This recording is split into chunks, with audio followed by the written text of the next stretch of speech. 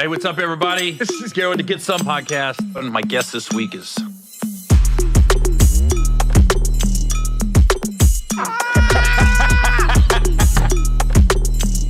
This motherfucker Gary.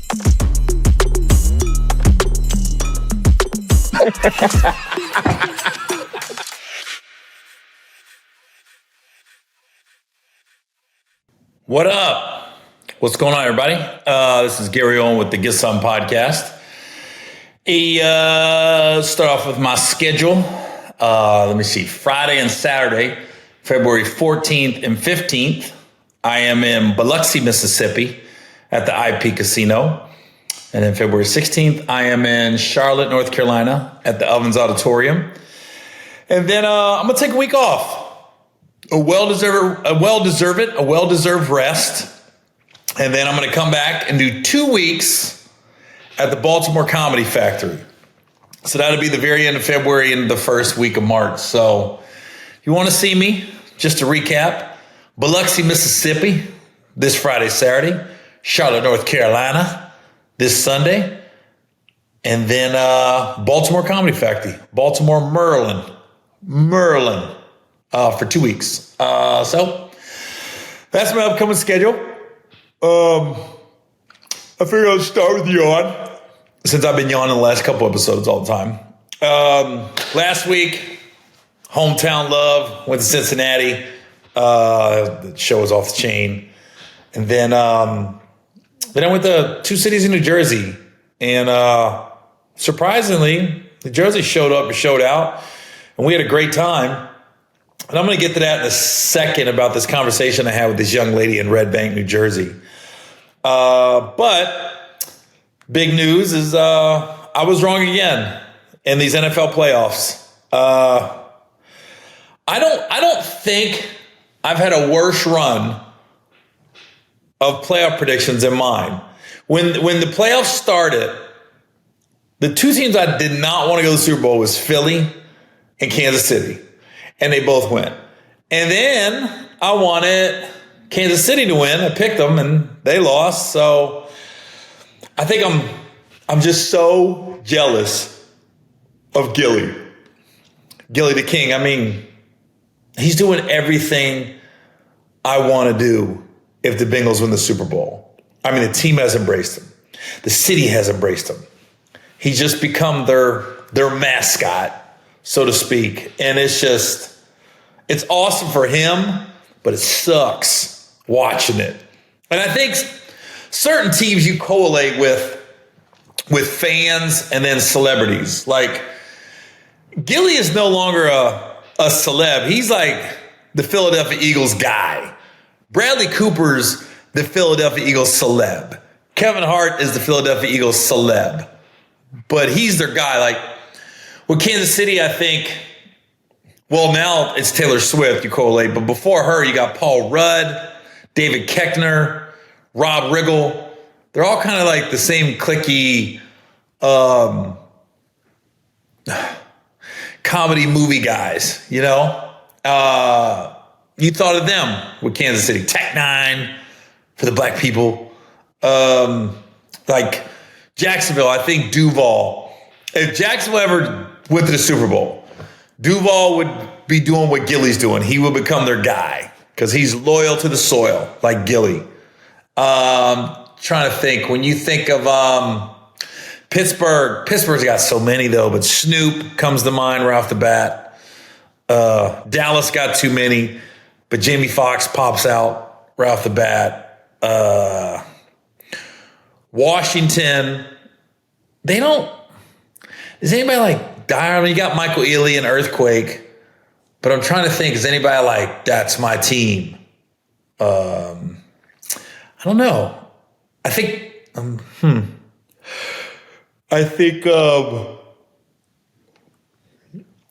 Atlanta's got all the rappers. Tampa's got Bert Kreischer. I think New England's got Mark Wahlberg. Seattle's got well, now they got Nate Jackson. They got what's the guy's name? It's always Ken Jeong. Damn, look that up. Anyways, I'm trying to think. Houston's got a lot. Bun B, Slim Thug. Houston's got a lot. Beyonce. So, yeah, I would. The Bengals go. If they ever go, baby. You thought Gillie was wild? Be ready. I think that's what a lot of people are going to do now. They're going to be like, I want to be like Gillie. I want to do what he did. But I mean, the guy's loyal, bro. The guy's loyal. Bought a car. And the thing about Gillie, it's not a facade. It's not for show. Like, he's that invested emotionally. I completely get it. Because I will cry and not apologize for those tears if the Bengals ever win. So, Super Bowl show. Either you loved it or you hated it, as far as Kendrick Lamar. Now, this is my honest assessment of the Super Bowl show. I was hoping there would be more surprise guests. I think Serena was a surprise. I thought cool about the Super Bowl was like, I think you're always waiting for that big star you didn't know was coming. I mean, you got Michael Jackson and Prince. I mean, everybody they have would be less than, but like even the Beyonce Christmas Netflix concert. I mean, she had Post Malone popped out of left field. Shabuzi popped out. So it's like you're looking for those surprise moments. And we didn't get that with Kendrick, this one. And I kept looking like, is he going to surprise us and bring out Juvenile or anybody from New Orleans or Louisiana for that matter? But he kind of just stuck to his guns and did his show. Now, if you like Kendrick Lamar, that was a great show. If you are all about hip hop and the secret messages, that was a great show. Did see a video of somebody that was at the game and they were showing all the middle-aged white people and they were lost. It was just like they didn't get it. So I think it's very cool the Super Bowl is now having more hip-hop acts, and it does translate on television. I just don't know if it translates live like that. Like I was at the Christmas game, Baltimore and Houston, and Beyonce translated live, and then I watched on Netflix and translated on Netflix. I don't think Kendrick made a ton of new fans. He has enough fans, so don't take this like I'm dissing Kendrick at all. I'm not. He's got enough fans for the rest of his career. I just don't think he made any new ones of the Super Bowl performance. Now, some of the subliminal hidden messages. So this was the one that I never picked up on, but because he's so calculated in everything he does, even with the video They Not Like Us. I knew he was going to be this calculated when it came to this performance, which I personally enjoyed. Let me put that out there too. Hold on. So I want to find the right one that made the most sense because there were so many different posts about it. So, okay. Some subliminal messages Kendrick Lamar laid on us. Samuel L. Jackson playing Uncle Sam, a.k.a. the house Negro, like he played in Django. Samuel L. Jackson warning Kendrick to play the game white America wants us to play and not to be ghetto. The Squid Game stage symbolizes the rich killing the poor. The dancers in red, white, and blue represent the American flag. Yeah, I picked that up. The stage also being a prison yard where his black performers harmonized while he rapped. Kind of picked up on that. Protecting black women like Serena Williams after the disrespect from Drake. And once again, reminding Drake in America, they not like us. So I'm going to ask you guys how you feel about this. All we heard going in was there's no way he's doing They Not Like Us. It's been next. And then Kendrick was like, no, I'm going to do it. Now, was that planned? Was the rumor started? Kind of like when Jess Hilarious supposedly got fired off the Breakfast Club, but it was all just to play him. Did maybe the Super Bowl people was like, yo, we're going to put it out there that he's not going to perform then like us, but he is. And I think that's what set it off. The Super Bowl party I was all at, everything was cool, but when he did They Not Like Us, it was like, oh, smack. He did it. And it's just like, that's the song everybody loves right now. So was it just put out there knowing he was going to do it? And, or did he go rogue and do it on his own? I did like Samuel L. Jackson. That was a nice touch. Anything Samuel L. Jackson does is good. Let's be honest. Now, Serena one. Somebody said, Stephen A. Smith said if he was her husband, like he'd be upset because you're so consumed with your ex, you felt like you had to do that. But I think that was just a byproduct of it. I think it was like her representing LA, representing hip hop, representing the culture. And she did the Crip Walk at the Olympics a few years ago. And then now Serena said they called and asked, did she want to do it? And, it's so easy to judge afterwards. When somebody calls you like something like the Super Bowl, you're probably going to do it. Kind of like with Snoop and Nelly when they called for the inauguration. You're probably going to do it. So, yeah, those are just some of the subliminal messages, amongst others. Some people said Kendrick is just consumed with Drake. And I just go, it's what you want. It's what hip hop was all about, really. And I'm not no hip hop head at all. Like I love listening to rap music. I love hip hop, but I'm not a historian. I can't sit here and break down why this person. But I like a good rap beef. I like Cannabis versus LL, Kumo D, Biggie and Tupac, but I like it without the violence. Meek Mill and Drake. Drake got the best of Meek Mill. So I like a good hip hop beef. I think a lot of people do. As long as it doesn't get violent. As long as, and that's part of, it's almost like stand up. Like when you're roasting each other, you go for the jugular. Whatever that the rumor is that's bad about that person, whatever people might deem a low blow, you go there. Rap battles and stand up, same thing. So, I'm anxious to hear your guys' thoughts on it. I enjoyed it, but like I said, I said when I watched it, I go, if you don't know Kendrick and you don't follow hip hop, you probably thought that was a terrible halftime show. But if you do like Kendrick, you do like hip hop, and you do like the beef, the little subliminal messages, it was an A+. So depends on what side of the coin you're on. And plus, Drake's fine. You're talking about guys that got the money's in the pocket.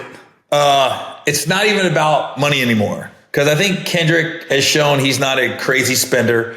Drake he's a big gambler, but he makes good investments. He's got enough money off his catalogs and streams. He's set. He's good. So this isn't like, I gotta feed my children. I gotta put food in their mouths. No, this is just two guys, Kendrick and Drake, that are just free artistically to do what they want. And they think they built up enough equity with their fan bases that they're not going to turn on them. Like, clearly, Kendrick has won in the voice of public opinion. He's won this rap battle. Just like Drake beat Meek Mill in his rap battle. And Meek Mill's fine. He's still alive. He's still happy. He's still smiling. He's still picking up chicks. Still getting invited to great parties. Still can get in pretty much anywhere he wants. Same with Drake. All you people that are bagging on Drake. If he showed up at your house, oh my God, Drake's here. If you saw him out to eat, oh my God, there's Drake. So everybody's fine. Everybody's good. It's a little shot to the ego. That's all it is. So yeah, these are good problems to have. Let me ask you this. Would you rather out of everybody in hip hop, would you rather be Drake taking the L from Kendrick, or would you rather be 90% of the other rappers that don't have their own private jet, don't have more money they know what to do with, don't have the artistic freedom to say what they want to say? Pretty much, Drake's so free right now, he could get on a plane, his plane, and fly to Italy today for a couple weeks and just be chilling. So he's fine. It was a fun rap beef. I think it's over now. I think we're good. We can move on, and there'll be a new beef. And as long as it's not violent, everything's cool. So cheers to Kendrick and Drake. I enjoyed it.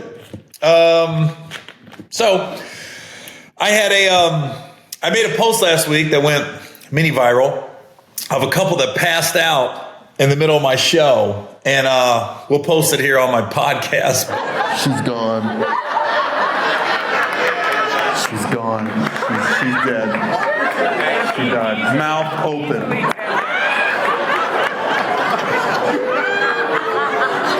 Is it 8:48? 8:48? She's not gonna remember nothing. Both of them. I ain't never seen love like this. This is the kind of relationship I want. You're fucked up, I'm fucked up. You pass out, I pass out.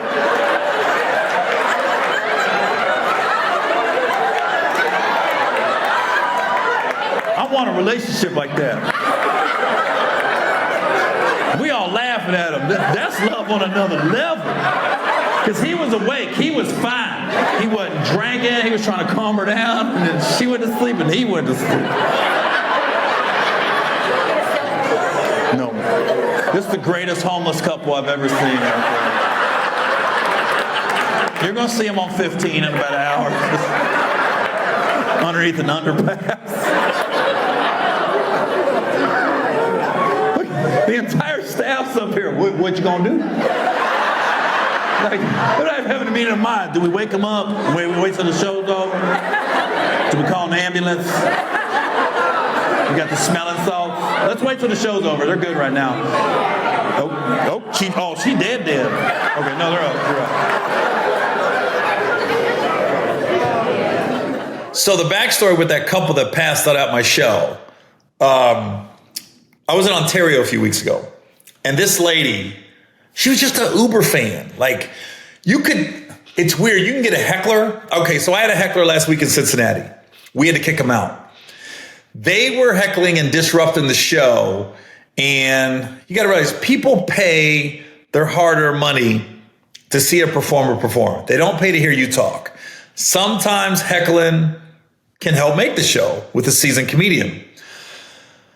But most of the time, I think people would rather just hear the comedian talk. Now, you do have exceptions to the rule. When you go see Nate Jackson, you're expected to get picked on. If you go see Matt Rife, you're expecting some crowd work to happen. And crowd work is different than a heckler just being out of line. If the comedian goes to you and wants to talk, you kind of expect that with those shows. My show, lesser extent, sometimes I'll be like, you guys got questions? And sometimes I'll, like most comedians, you sit in the front of comedy clubs, you talk to people. Never mean-spirited, never malicious intent. So I had some guys interrupting my show in Cincy this weekend.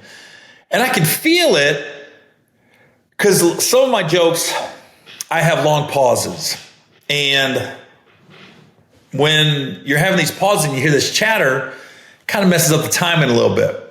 And then people aren't paying attention, looking back. So I had the guys removed. And I remember right when I said, oh, what's going on? Like, the whole crowd was like, these dudes right here, they won't shut up. I said, oh, they won't be quiet? And then the guy just kept going. I gave him like a minute. I go, all right, well, you can go. And security just escorted him out because I was not in the mood to deal with them. And I was at a part of my act that was trying some new bits out. So you got to realize, when you're on autopilot, you got your old bits and the home run bits. That's different. When you're in a part of your show and you're trying some new bits out, some new jokes, some new stories, you want the crowd attentive.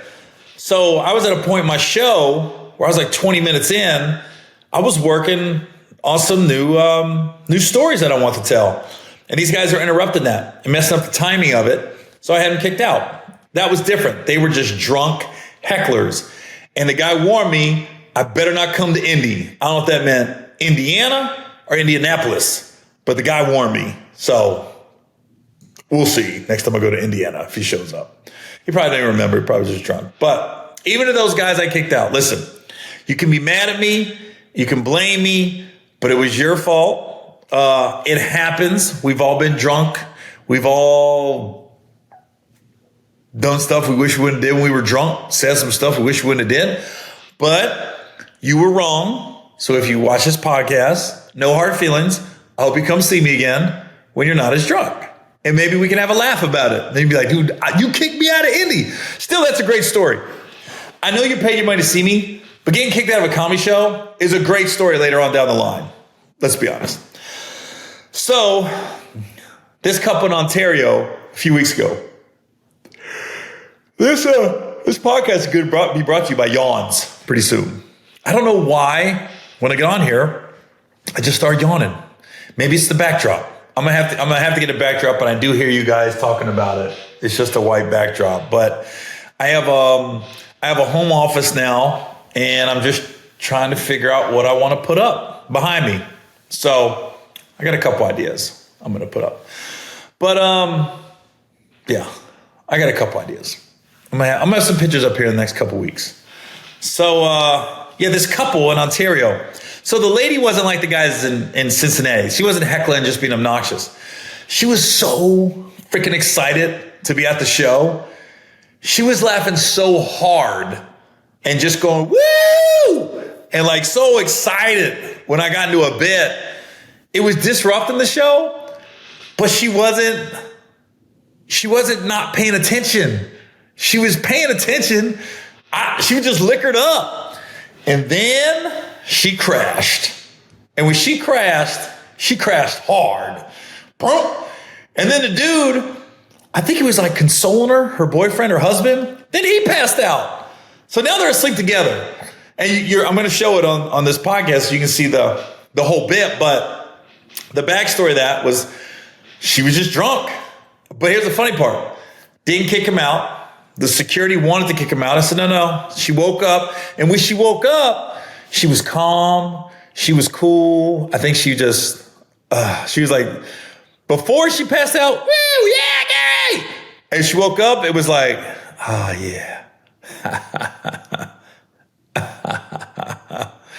She was much better. Then her and the dude come to my meet and greet.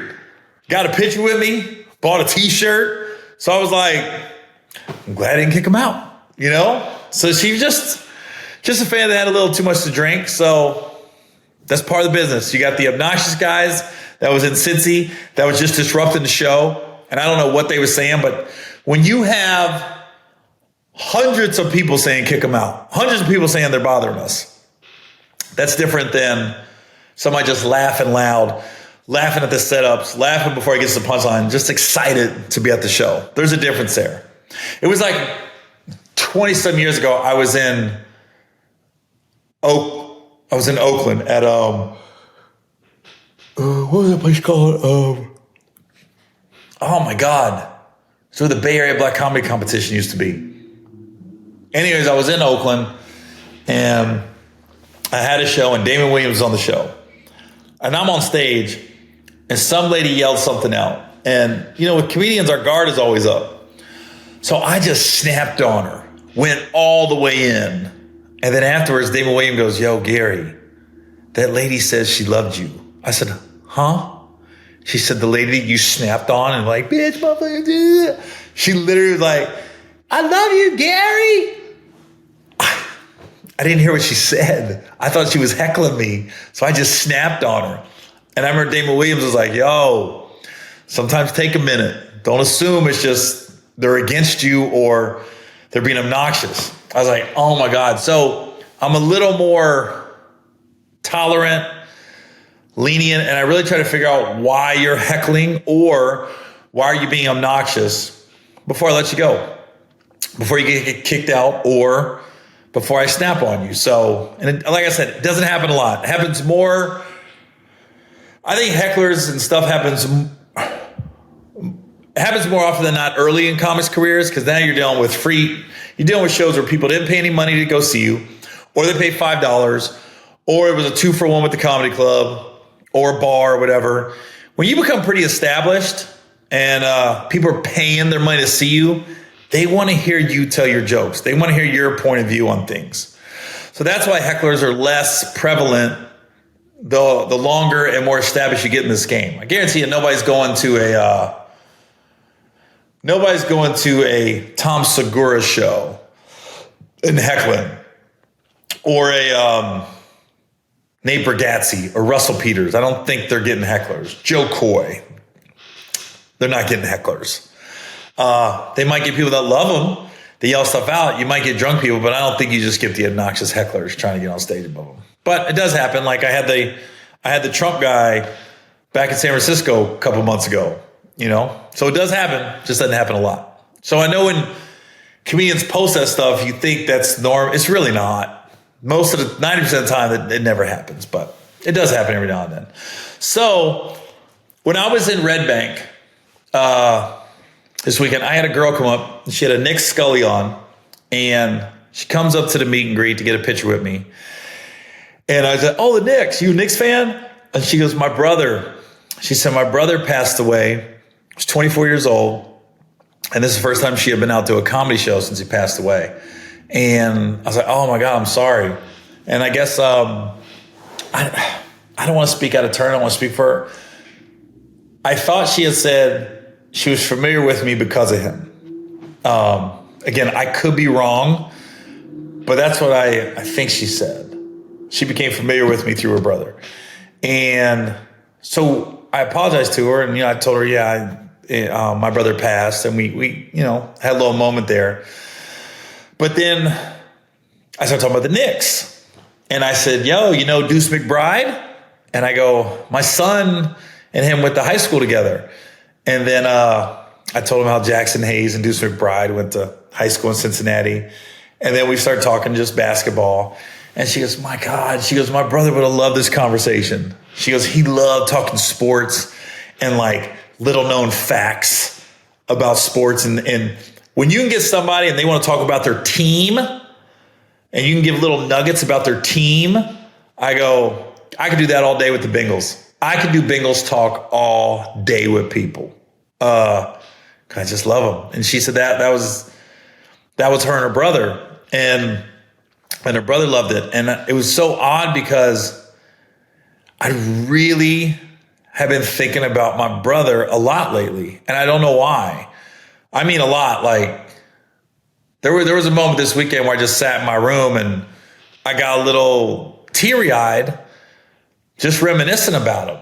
And I don't even know where it came from. That's the thing about grief and losing loved ones. You don't know when that stuff happens. And when it happens, you just let it out.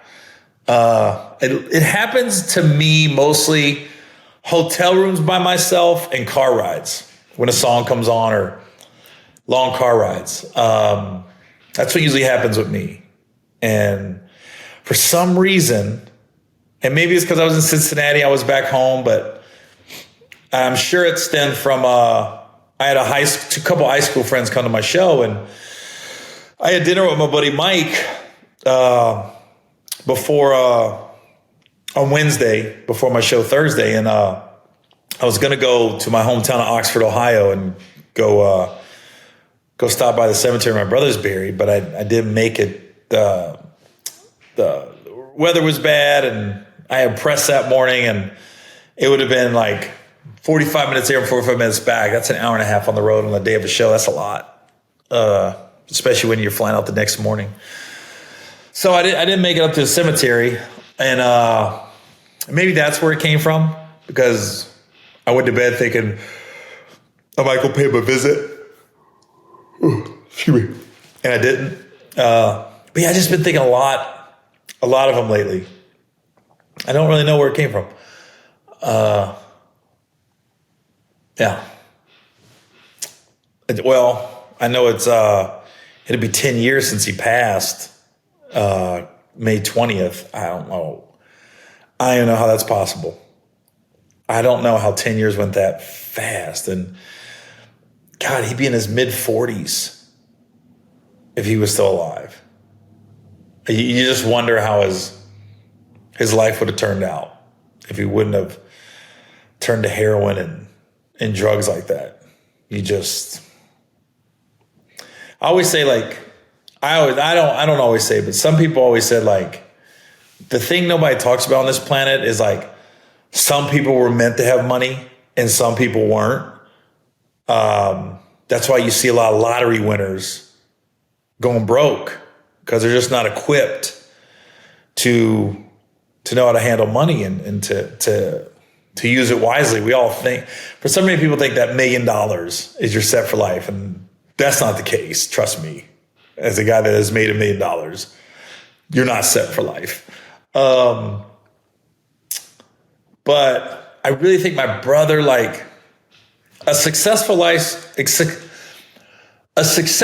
for him, from how we were brought up and all the stuff he had to deal with his dad, my stepdad, and just the mental anguish to live in that house. I'm lucky I had stand-up, because if I didn't have stand-up, I don't know what I ended up doing. But for my brother Dallas, I think like manager of like a Cracker Barrel or something like that would have been a successful life for him. Would have been a steady job, benefits. That would have been a good life for him. And you can take that how you want to take it. That's just being bluntly honest with what I knew about him. You know, he wasn't ever going to be a Fortune 500 guy. He was funny. He was charming. He had a great personality. People loved him. So I could see him doing something that it was a different job every day. He wasn't a guy that was going to sit in a cubicle. But I could see him like managing a restaurant, things of that nature. That would have been a success story for him. Yeah, that would have been good. Yeah, because I look back and I don't know how. Somebody told me, they go, thank God that I wasn't accepted by my stepdad and my dad like that. Because I think as a kid, you're looking for their approval. You're looking for, like, you just want them to tell you you're good and that they love you and that, you know, they got your back and whatever you need, I'm going to help you. I just never got that. And so I know it's crazy. Thank God I didn't get that, because in a warped way, in a backwards world, it saved me.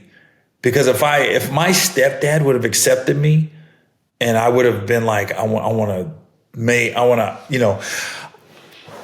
to follow in his footsteps, I'd be so fucked up right now. Like, I remember going to visit him in jail. I remember holding my brother Dallas, going to visit my stepdad in jail.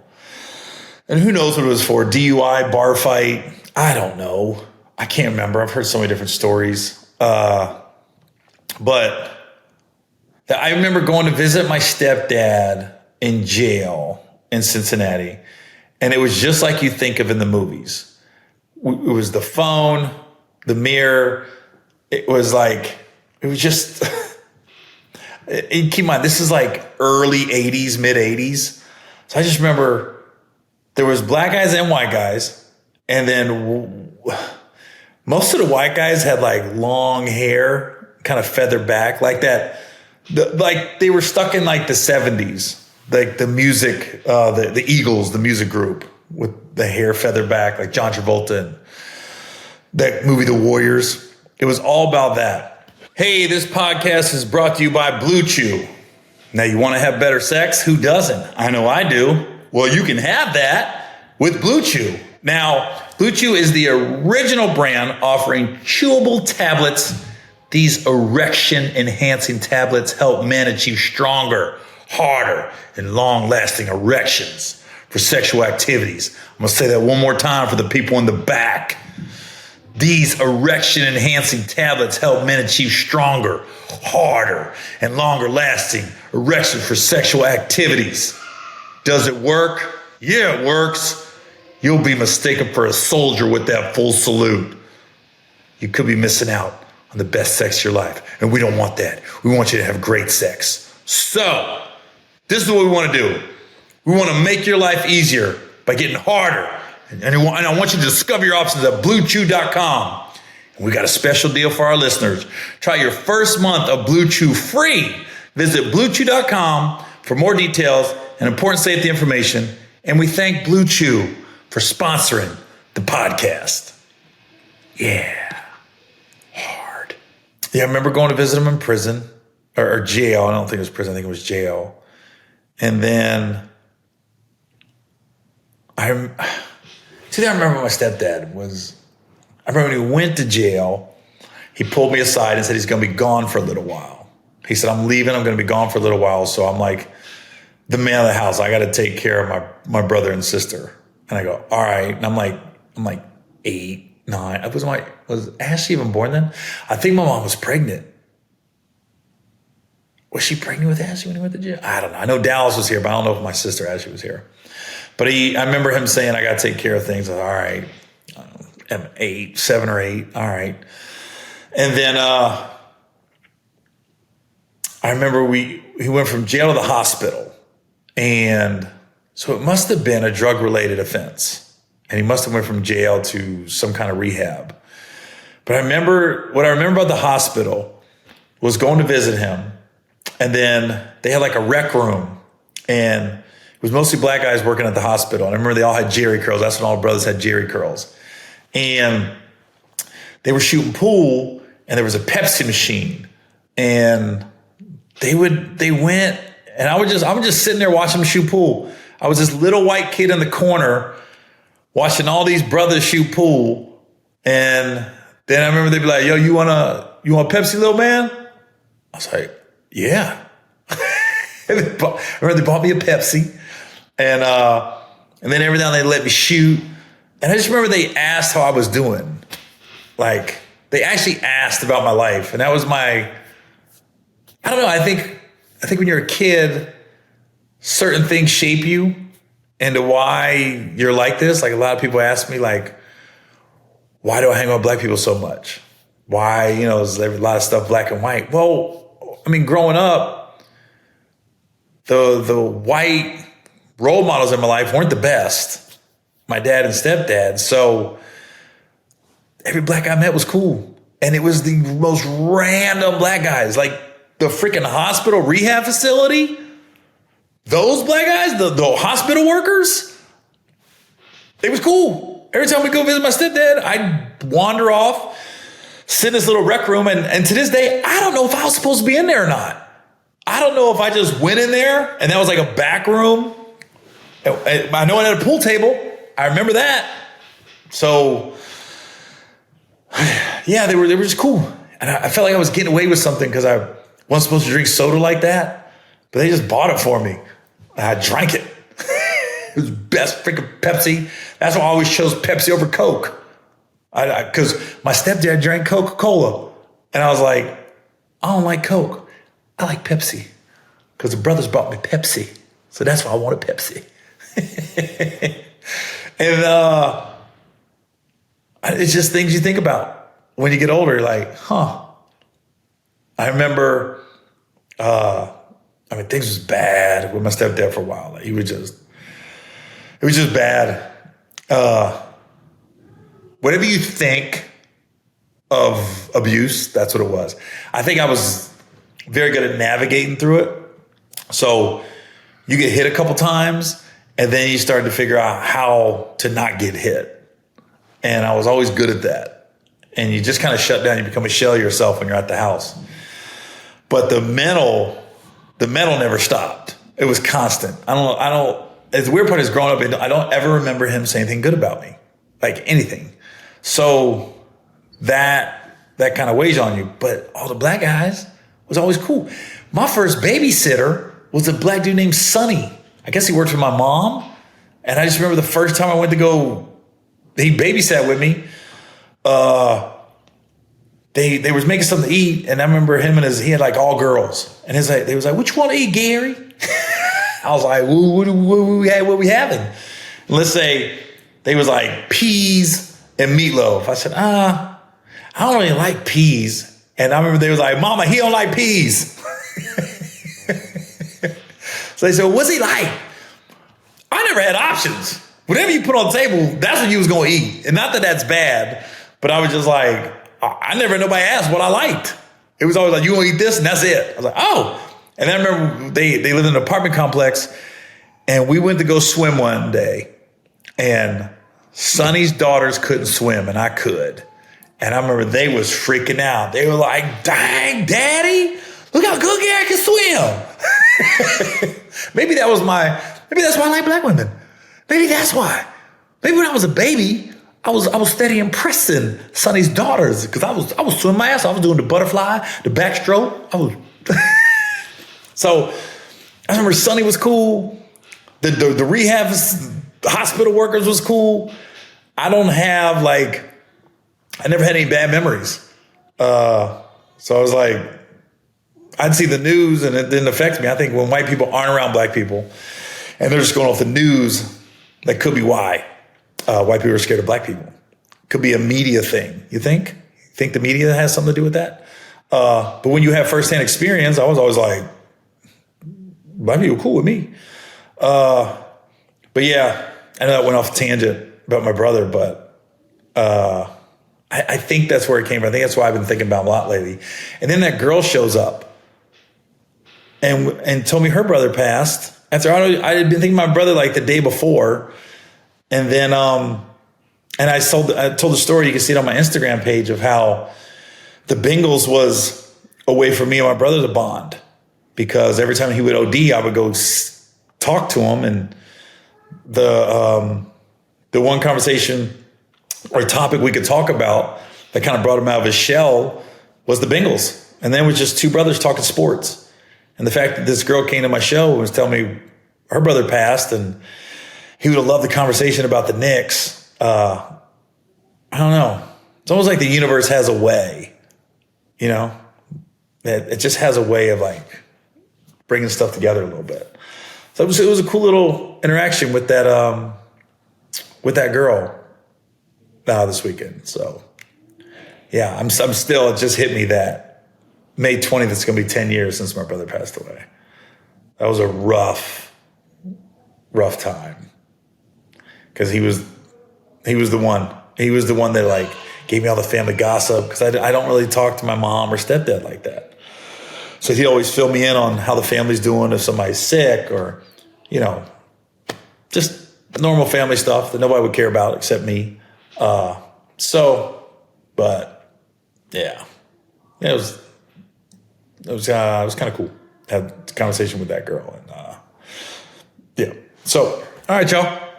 Well, again, if you're in Biloxi, Mississippi on Valentine's Day, or you don't have anything to do on Valentine's Day, come spend it with your boy. The 15th sold out. So the 14th, we added it last week. So there's still some tickets available for that one. So yeah, bring your girlfriend, your boyfriend, your mom, your dad, anybody that wants to be your Valentine's. Bring her. Come solo if you ain't got nobody. And spend it with me. So yeah. So we will we'll see you guys next week. This is Gary Owen with the Get Some Podcast.